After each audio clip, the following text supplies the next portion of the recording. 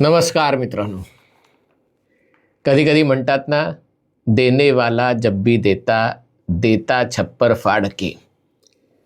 अशी अवस्था भाजपाची झालेली आहे. खरं तर छप्पर भाजपाचं फाटलेलं आहे, परंतु फाटक्या छपरातलं भाग्य लक्ष्मी वर्षाव करत आहे.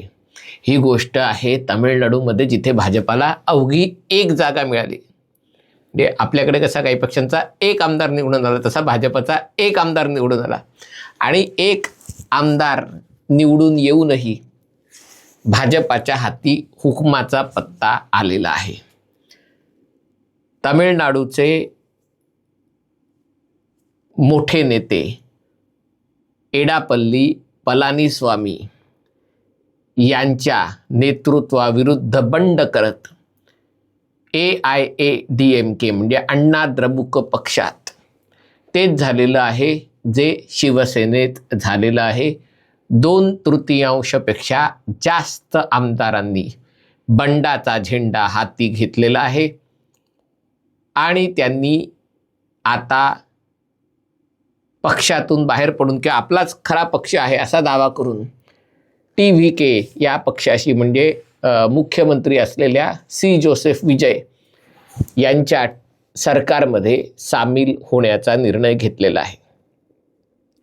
म्हणजे अर्थात पलानीस्वामी यांची उबाठाशी तुलना करावी की नाही हे मला कळत नाही आहे. खरं ती करता कामा नये, कारण पलानीस्वामींच्या पक्षातून पलायन करणाऱ्या आमदारांनी सत्ता मिळाली नाही म्हणून पलायन केलं होतं. शिवसेनेत आमदारांनी सत्तेत असताना पलायन केलं होतं. म्हणजे ही तर आणखीन वरची लेवल याच्यामध्ये होती. पण पलानीस्वामी यांच्या हेकेखोरपणामुळे पक्षाचं नुकसान होत आहे. पलानीस्वामी द्रविड मुन्नेत्र कळघम म्हणजे DMK बरोबर, जो त्यांचा कट्टर प्रतिस्पर्धी आहे, त्यांच्याबरोबर मोठ बांधण्याचा प्रयत्न करत आहेत. आणि एका प्रकारे हे पक्षाच्या विचारधारेशी प्रतारणा आहे. म्हणून या कारणास्तव पलानीस्वामी यांच्या वाढदिवसाच्याच दिवशी त्यांना हा धक्का बसलेला आहे. आता AIADMK पक्ष फुटला तो फुटणार होताच. जसा हिंदू हृदय सम्राट बाळासाहेब ठाकरे यांच्या निधनानंतर शिवसेनेचं काय होईल ही चिंता होती, तशाच प्रकारे डॉक्टर जयललिता यांच्या निधनानंतर अण्णा द्रमुक पक्षाचं काय होईल ही चिंता होती. पण कसं बसं पनीरसेल्वम आणि एडापल्ली पलानीस्वामी यांच्यामुळे त्यांच्यातही मतभेद असले तरी पक्ष टिकून होता. कालांतराने पनीरसेल्वम यांना दरकिनार करत पलानीस्वामी यांच्याकडे पक्षाची सूत्र आली, पण हे काही फार काळ टिकलं नाही आहे.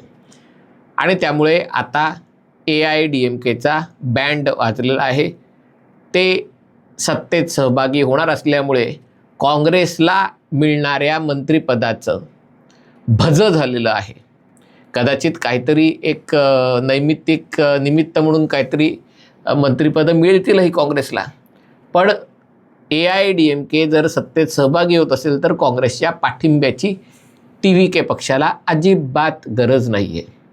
आणि त्यामुळे काँग्रेसनी मोठा तीर मारून, उडता तीर खरा तो मारला तो आपल्याच पार्श्वभागावर बसलेला, पार्श्वभागात रुतलेला आहे काँग्रेसचा, अशी अवस्था होणार आहे. कारण ज्या गोष्टीसाठी सत्तेसाठी काँग्रेसनी DMK या पक्षाशी, द्रमुक पक्षाशी असलेली वैचारिक युती तोडली आणि घाईघाईत TVK पक्षाबरोबर लग्न लावायचा प्रयत्न केला, त्या TVKनी आता काँग्रेससाठी सवत आणलेली आहे. आणि ती सवत अधिक जास्त सुंदर आहे, जास्त पैसेवाली आहे. आणि त्यामुळे काँग्रेसचं काय होणार हा प्रश्न आहे. आणि त्यामुळे 5 आमदारांचा काँग्रेस केवळ तामिळनाडूमध्ये नाही तर अख्ख्या देशभर आपली बेइज्जती करून बसलेला आहे. कारण तामिळनाडूमध्ये केलेली गद्दारी, काँग्रेसने केलेली गद्दारी ह्या सगळ्या इंडिया आघाडीतल्या घटक पक्षांच्या चर्चेचा विषय झालेला आहे. म्हणजे AIADMK आऊट, काँग्रेस आऊट, बाकीचे काय चटणी कोशिंबीरच होते. 2 आमदार 1 आमदार असे भाकप माकप, त्यांना तसंही कोणी विचारत नव्हतं. आता उरला DMK म्हणजे द्रमुक.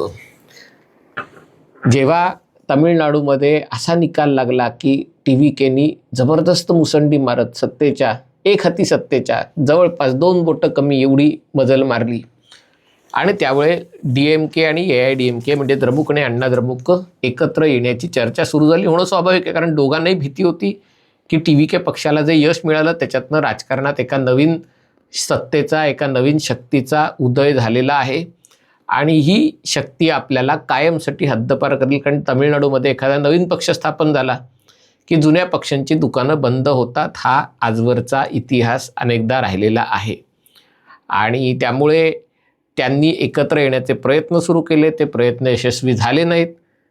TVKनी सत्ता स्थापन केली.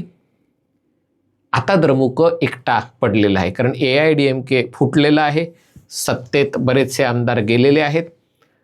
आता तमिळनाडूमध्ये विरोधात बसून विरोध करायचा आणि केंद्रालाही अंगावर घ्यायचं, हिंदू विरोधी भूमिका घेऊन, सनातन विरोधी भूमिका घेऊन आणि तिकडे राज्यात TVKलाही विरोध करायचा, ज्यांचा दावा आहे की आम्हीच खरा द्रविडांचा पक्ष आहोत, आम्हीच खरा सेक्युलर पक्ष.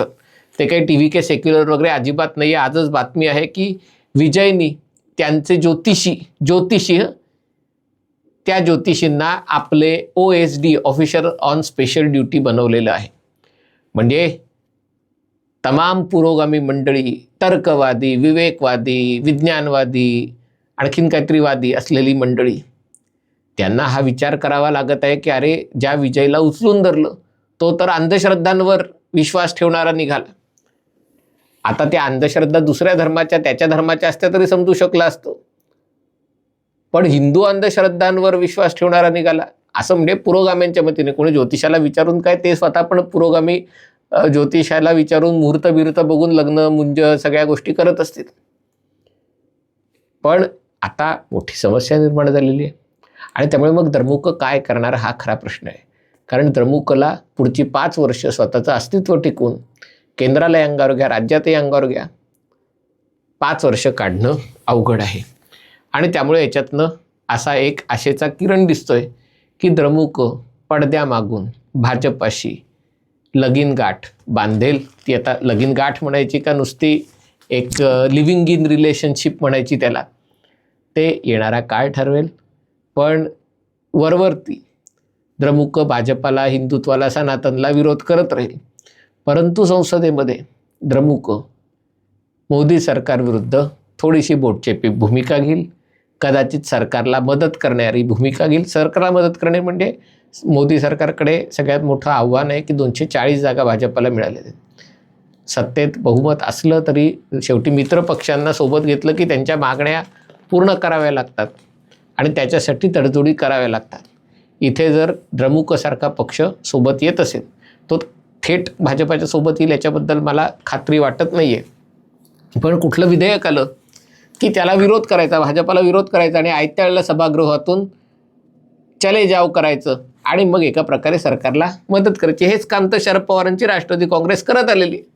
हेच काम अनेकदा उद्धव ठाकरेंच्या पक्षाने केलेलं आहे की असा मोठा संताप दाखवायचा आणि वॉकआउट करायचा आणि सरकारला तरण्यास मदत करायची. तशीच गोष्ट जर DMK करायला लागली तर मोदी सरकारलाही फायदा आहे. आणि मग मुद्दा आहे की जर तमिळनाडूच्या राजकारणाने कूस बदलली असेल तर किती वेळ ते तर्कवाद, विवेकवाद, नास्तिकवाद वगैरे हे सगळं घेऊन बसायचं. शेवटी निवडणुकीत सत्ता मिळाली तर आपलं सगळं अस्तित्व आहे, अन्यथा आपलं काही अस्तित्व नाही हे त्यालाही माहिती. आणि म्हणून जर उबाठाचा उस्मान होऊ शकतो म्हणजे काय, तर उद्धव ठाकरे हिंदुत्ववादी भगवं रक्त वगैरे असलेले राजकीय नेते केवळ मुख्यमंत्री पदाच्या लालसेनी जो पक्ष आपल्या वडिलांनी स्थापन केला, बांधला, एका विचारधारेवर उभा केला, त्या पक्षाच्या विचारधारेला पूर्णपणे तिलांजली देऊन बसले. आझाद पठण स्पर्धा काय काढली, जनाब बाळासाहेब ठाकरे काय लिहिलं, नंतर टिपू सुलतान उद्यान काय केलं, याच्या कबरीवर, औरंगजेबाच्या कबरीवर फुलं काय वाहली, म्हणजे त्यांच्या काळात तो जो याकूब मेमन होता त्याच्या कबरीचं सुशोभीकरण काय केलं, हे सगळ्या गोष्ट करून झालेली आहेत. कशासाठी केलेली आहेत की मुस्लिम मतं आपल्याला मिळावीत. कोणी केलं तर हिंदुत्ववादी उद्धव बाळासाहेब ठाकरे आणि त्यांच्या सहकार्याने. कारण त्यांना माहिती आहे आपण निवडून यायचं असेल तर मुसलमानांच्याच मतावर आपल्याला भरोसा ठेवता येईल. तीच गोष्ट मला आठवते अरविंद सावंत यांच्या विजयानंतर, लोकसभेच्या निवडणुकीच्या विजयानंतर एक व्हिडिओ प्रसिद्ध आला होता. कोणत्या तरी हॉटेलमध्ये सगळ्या मुस्लिम सहकाऱ्यांसह पार्टी चालू होती आणि त्यामुळे ही गोष्ट जर हिंदुत्ववादी उबाठा पक्ष करू शकतो, तर ही गोष्ट सनातन विरोधी, तर्कवादी, विवेकवादी, नास्तिकतेला समर्थन करणारा द्रमुक पक्ष का करू शकत नाही? हिंदुत्ववादी भाजपाशी संधान का बांधू शकत नाही? तर याचं उत्तर आहे, तो बांधू शकतो. याचं उत्तर आपल्याला येणाऱ्या काळात मिळणार आहे. पण याच्यामुळे भाजपाला तामिळनाडूमध्ये अवघी एक जागा मिळूनही एक चांगली संधी आलेली आहे. आता या संधीचं सोनं भाजपा कसं करतो? कारण भाजपाबद्दल जसे म्हटलं की छप्पर फाटलं, कारण जी परिस्थिती होती, भाजपाचे अण्णामलाई हे एका प्रकारे तामिळनाडूतल्या बदलाचा चेहरा बनले होते. पण भाजपातनंच अंतर्गत विरोध आणि जातीपातीचं इक्वेशन, कारण पलानीस्वामी आणि अण्णामलाई दोघे एकाच जातीचे, गावंडर जातीचे आहेत आणि त्यामुळे अण्णामलाई यांचा उत्कर्ष पलानीस्वामी यांना मान्य नव्हता आणि जर निवडून यायचं असेल तामिळनाडूमध्ये तर आपल्याला युती करायला हवी, असा सूर भाजपाच्या इतर नेत्यांनी लावला आणि त्यामुळे अण्णामलाई यांना बॅकसीट घ्यावी लागली आणि त्याच्यामुळे तसं बघायला गेलं तर भाजपाचं छप्पर फाटलं होतं. पण आता या फाटक्या छपरातनं जे नशीब पालटलं भाजपाचं आणि त्याच्यातनं धनवर्षाव झाला, तर मग काय म्हणतात ज्याला, भाजपाने स्वतःचं नशीब काढलं असं म्हणावं लागणार आहे. हा व्हिडिओ आपल्याला आवडला असेल तर कृपया लाईक करा, शेअर करा आणि चॅनल सबस्क्राईब करण्याची विनंती आहे. तुर्तास इथेच थांबतो. पाहत रहा MH48.